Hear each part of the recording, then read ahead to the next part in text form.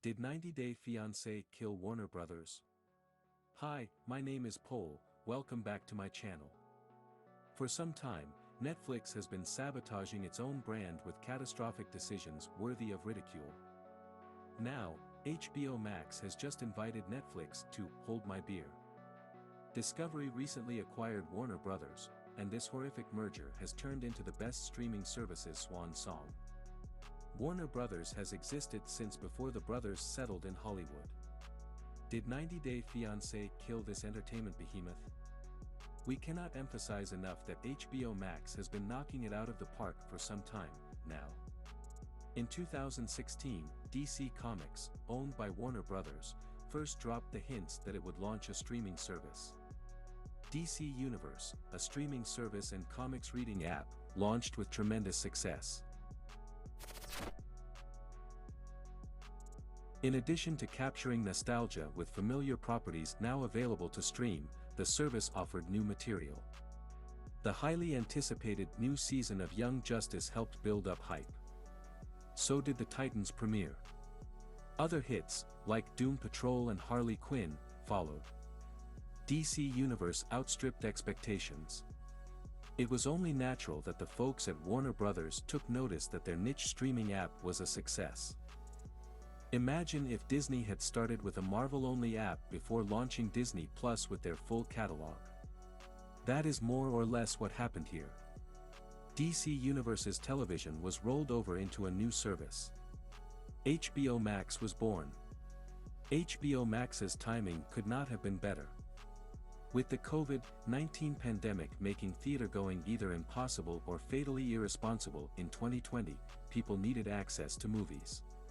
For the first time, home box office truly lived up to its name, with free movie releases for subscribers. Some came out in theaters and on HBO Max simultaneously. HBO Max boasts a wealth of content from Warner Brothers properties, including exciting blasts from the past. More DC Comics properties aired, including new seasons of DC Universe shows. The newfound streaming giant also unveiled a long-awaited surprise remaster of beloved sci-fi classic Babylon 5. But where HBO Max truly blew other streaming services out of the water was its latest original programming. The streaming service had some technical issues when it launched, it's true. But in 2022, the app was running smoothly, and absolutely dominating the streaming market. Peacemaker remains, to date, one of the best television shows that anyone has seen, let alone superhero shows. Worth noting that the Watchmen series meets the same description, and also aired on HBO Max. Then came the surprise hit, Our Flag Means Death, a comedy that remained the highest in-demand show on streaming for more than a month after the season finale. Before HBO Max is nothing but a fond memory, you should check out most if not all of the shows that we've mentioned here. That's not just us, every show that we've mentioned is critically acclaimed. Unfortunately, as we all know, we live in a corporate hellscape where giant companies consume each other. Sometimes, one company acquires another because merging technology or networks simply makes sense. Other times, one company buys up another just to destroy it because some fancy paperwork said that it was a good idea. That's how companies like Toys R Us get demolished. Seemingly, that is now happening to most of Warner Brothers. Click on the bell icon to stay up to date on my new videos. Earlier this year, there was something of a red wedding over at the CW. Multiple shows, particularly series focusing upon BIPOC and LGBTQ+ stories, faced abrupt cancellation.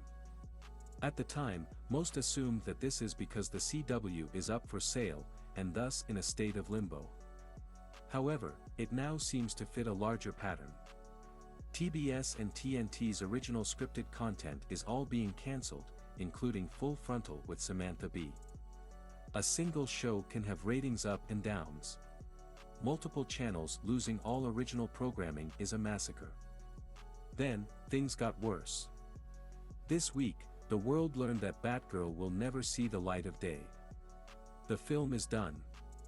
Warner Brothers spent $90 million. The cast and directors were all excited for us to see it. Is the movie bad? It doesn't sound like it. Allegedly, Warner Bros. Discovery wants all DC movies to be huge spectacles. And then things got even worse.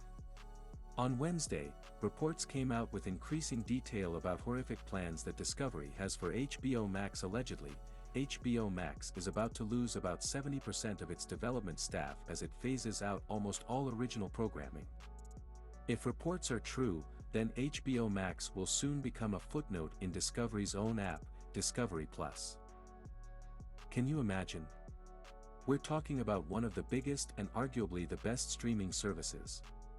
It's about to be just another tab in the app that people use to take funny screenshots of Big Ed, like this one. Already, HBO Max has quietly removed some films from the platform. Analysts have explained that Discovery is basically pulling at the producers, making more money by reducing and sabotaging their own content. This has been happening for a while, actually. People on social media have been going through the catastrophic and sometimes inexplicable choices that Discovery has made. Discovery appears to be laying waste to Warner Bros. Properties, including several finished projects. When the first ominous whispers of Discovery purchasing WB made the rounds, it sounded like a joke. You know, on 30 Rock, when the running joke is that NBC Universal is owned by a company called Sheinhardt Wigs? That's what this feels like, but so much worse. How did this happen? Simply put, Discovery has been making a lot of money filming inexpensive reality television and making colossal profits. 90 Day Fiance was a deviation from Discovery's brand of documenting white, straight, Christian families almost exclusively.